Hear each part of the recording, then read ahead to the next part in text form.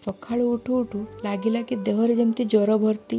ହାତ ମାରିବା ପାଇଁ ସ୍ୱାମୀକୁ କହିଲି। ସ୍ୱାମୀ କହିଲେ ଯେ ତୁମ ଦେହରେ ତ ପୁରା ଜ୍ୱର ଭର୍ତ୍ତି। ସେଦିନ ଘରକୁ ନଣନ୍ଦ ନଣନ୍ଦେଇ ଆସିଥାନ୍ତି।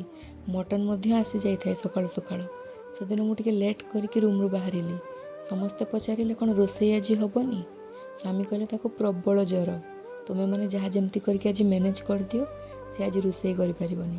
ଅଫିସ୍ ବାହାରିଗଲା ପରେ ସମସ୍ତେ ମୋତେ କଟାକ୍ଷ କରିକି କହିଲେ କି ଦେଖ ନା, ଗୋଟେ ନଣନ୍ଦ ଆସିଛି, ତାକୁ ବି ପୁଣି ଖଟେଇବା ପାଇଁ ଇଏ ଚାହୁଁଛି।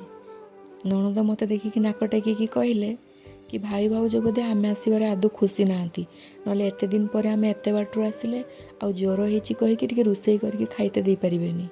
ମୁଁ ଚୁପଚାପ କିଚେନ୍କୁ ଯାଇକି ସବୁ ପ୍ରକାର ରୋଷେଇ କରିସାରିଲା ପରେ ନା ଦିନ 2ଟା ପାରି ହେଇଗଲାଣି। ଜ୍ୱର ଏତେ ବଢ଼ିଯାଇଥାଏ ନା, ହାତ ଉଠାଇବା ପାଇଁ ମଧ୍ୟ ସେଦିନ ବଳ କୁଳାଏନି।